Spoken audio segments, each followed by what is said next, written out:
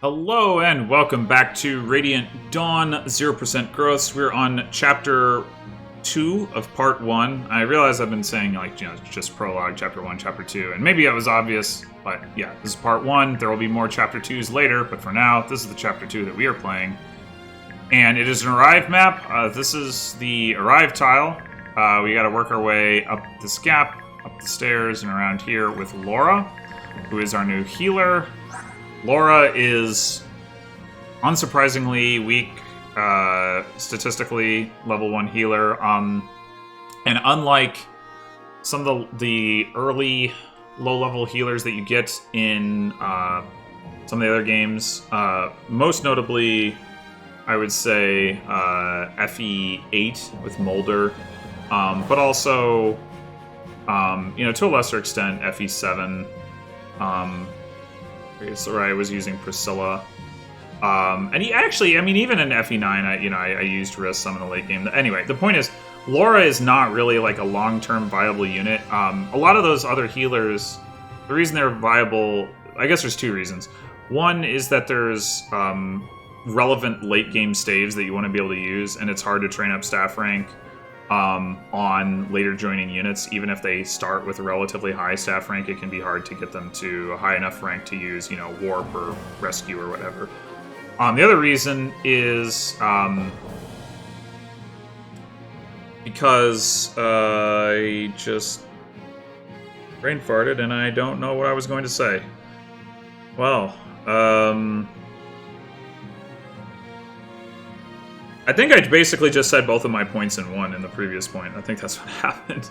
Yeah, it's hard to get people to the staff rank that you need to use those staves, and also the staves exist. Those are the 2 points. And in Radiant Dawn, those staves, those late game staves, don't exist so much. There's no warp staff, for example. But even the ones that do exist show up very late, and are used, and you can get Micaiah to a staff rank where she can use them. Like the Fortify staff is really the main one I'm thinking of. The Ashera staff as well, but Fortify is generally gonna be enough. And it's really just to get in the 4E5 where this matters. And it's like, we're gonna train Laura like all the way up just for that? No, you're not gonna do that. So, plus another difference is that the healing items are better in this game. Like vulneraries. You got herbs, you got vulneraries, you got concoctions. Like the healing items in this game are actually like pretty robust. So yeah, Laura. Long term, not really worth a whole lot. Right now, though, it's nice to have a healer. But she definitely cannot. If she gets sneezed at by an enemy, she'll die. So anyway, other things to note about this chapter, there's some chests down here. This one has a wind edge, this one has the Thani. We definitely want to get the Thani. And then up here we have an energy drop, which we'd also want to get. Alright, so I want to check. Okay, cool. So these guys have 14 attack and 10 AS. Edward here has 5 defense, so they do 9 damage each, which means he can take an attack. Like, he can get hit by each one of them and still survive, which is pretty relevant, though not so much this turn. Right now, we're going to have Edward trade some stuff around, equip the steel sword, because he's not going to double anyway, so you might as well use, or get doubled, so you might as well use the weapon that deals more damage. And now he's going to just block these 2 guys off while everybody else gets up the gap. Then we need to figure out how Nolan is doing against this guy. Yeah. That's unfortunate. That's the other thing that can go wrong here, is if Nolan is only doing 7 or 16 damage, then Nolan plus Leonardo is not enough to finish that guy off. However, I think it still makes sense to have Leonardo come up and hit this guy, provided that he can't kill Leonardo, which I don't think he should be able to. No, not quite. So yeah, we'll do that.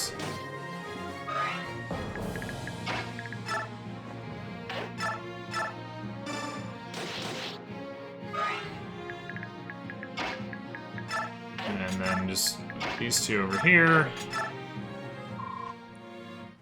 If we can finish that guy off this turn, it's definitely works out a lot better.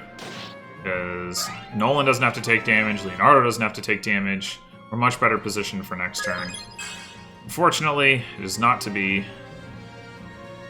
And part of the reason we're better positioned for this turn is because this guy we can potentially take out. As it is...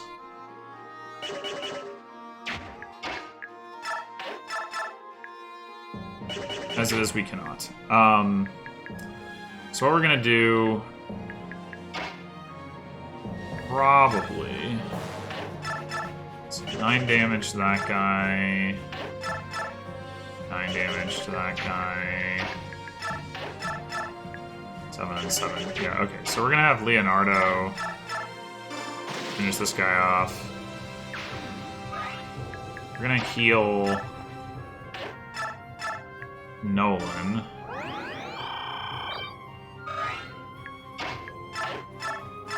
Yeah, and unfortunately this guy doubles Nolan unless he uses the hand axe, so we're just gonna do that.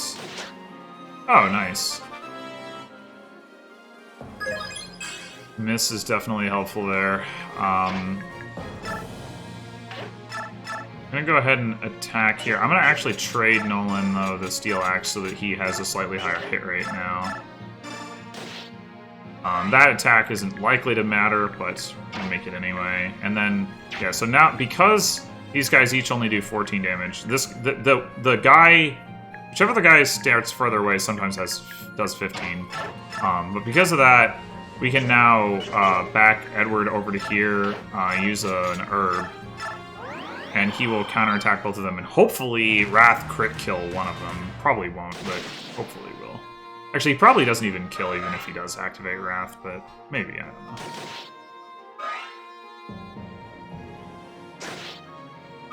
Oh, the guy missed. Well, alright, that's fine too.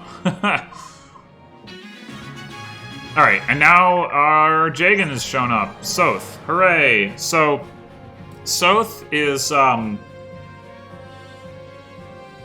as I mentioned in my level design review of this chapter, Soth's an interesting unit because, unlike the early game pre-promotes that you get in most Fire Emblem games, he is a rogue rather than a paladin, and that means you can do some stuff with him that you can't do with a paladin. Of course, there's other stuff paladins can do that he can't. Paladins can canto. Paladins have better weapons. Right, so like they can have weapons with more than like 2 or 4 might. They have more movement, but Soth can steal and open chests, and that's pretty interesting. And it gives you an opportunity to use him for non-combat purposes and still get value out of him as a pre-promote if you want to train your lower level units. Of course, that's not what I'm looking to do, and really what I'm focused on is the fact that he has way better stats than everybody else right now, and he's the person I'm going to be sending around to kill everything as much as possible. And he's going to remain the best unit on our squad, like, hands down, no question, at least until Chapter 1.5, at which point Volug joins, and then it becomes a little bit more debatable. But for now, yeah, he's the star of the show. So we are going to have him take this guy out. Oh, he actually kills with the Bronze Dagger. Interesting. Does he kill? He doesn't kill that guy, though. Okay, doesn't matter. Doesn't matter.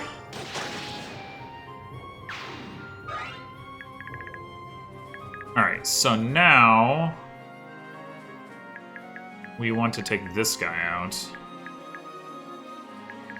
We need to stay out of this guy's range. 1, 2, 3, 4, 5, 6. I mean, we could put Nolan in his range, but we'd rather not, though. So 17 damage, I think. Yeah.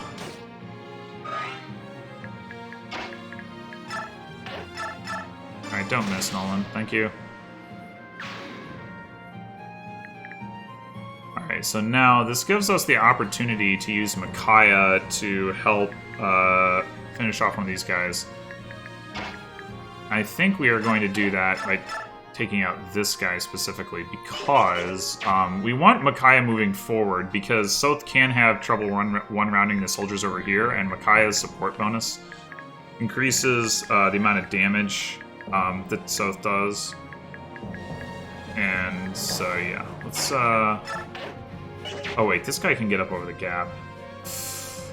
2, 3, 4, 5, 6. Ah, yeah, that's actually... never mind. Alright,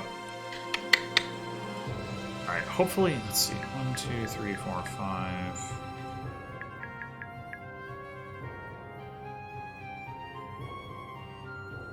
Could be a problem. Be a problem.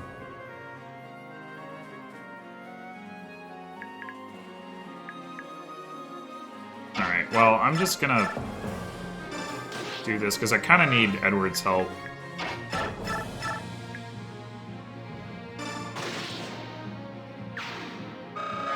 Over here anyway, to get the Bonnie. So hopefully... Just want to double check. 1, 2, 3, 4, 5, 6. Yeah, okay. So safe to put Laura over here.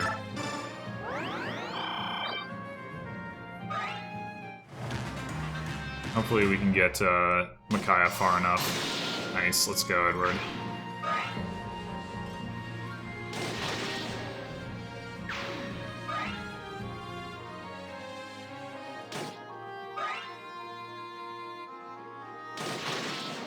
I guess I should have put Edward below the right gap rather than the left gap. It's probably fine. Okay, so now we need to start making our way down there. And... I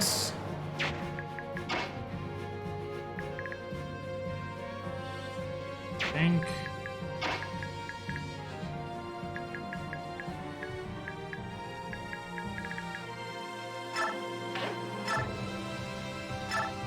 we do is heal Soth.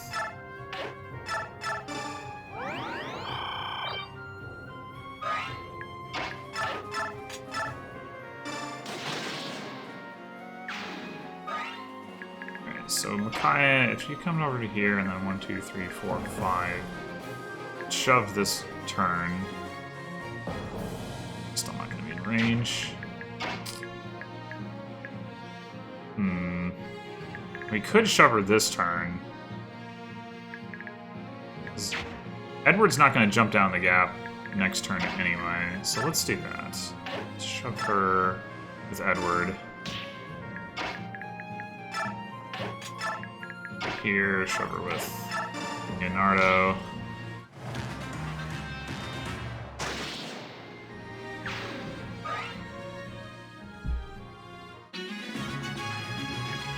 Okay, so let's see if Soth actually does one round these guys. Okay, he actually does one round this guy.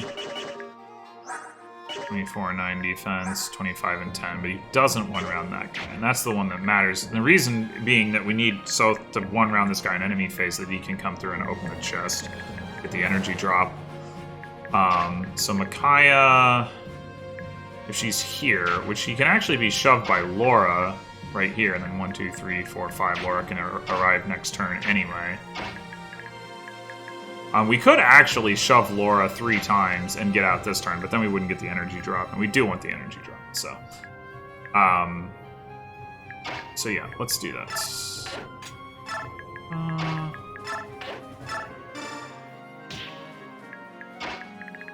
And because Soth can enemy phase this guy anyway, we're gonna have him steal the guy's vulnerary. Okay, so then this guy is actually pretty scary. He's got 14 AS.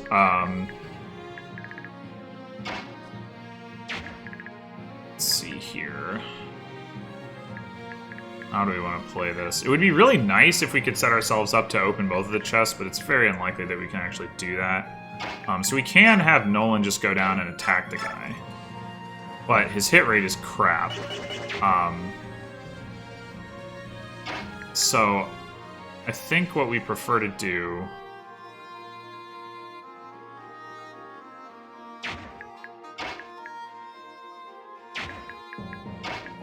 is have Nolan... over here, equip the steel axe using herb. And have Edward come over here. Use a vulnerary. And Leonardo. Stuff right there.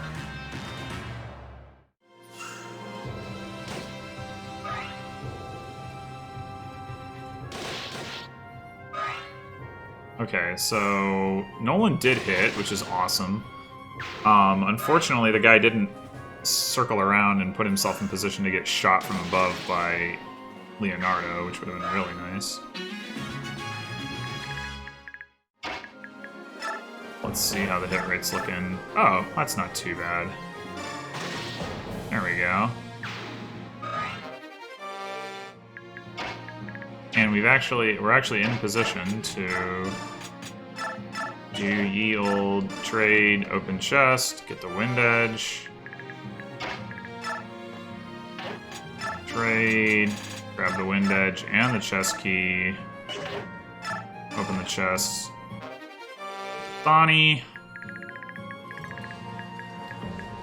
We can have Micaiah attack this guy and maybe she'll crit. Oh, could have gotten that steel bow. She had. Alright, open the chest. The energy drop. And arrive in 6 turns. So there you have it. Another 6-turn clear. Not a lot of like super lightning fast clears in the early game here, but definitely this is an interesting chapter. I think like trying to play this as fast as possible is definitely a different experience from playing it more normally, where you might actually like go and fight the enemies on the right side, like rather than just like letting them come to you. You might like to try to take out the boss and that sort of thing. I would be curious to know whether like LTCs in general skip the energy drop or what exactly, because it seems like pretty clear that. Well, I guess if you're playing on a regular growths LTC, maybe Edward is good enough that you can. I don't know. I'm so skeptical of that. I was gonna say that you could like actually bring or like send Soth more aggressively to the right like earlier, but I don't know. I'm really skeptical of that. Either way, thanks for watching, and I will see you next time for chapter 1-3. Till then.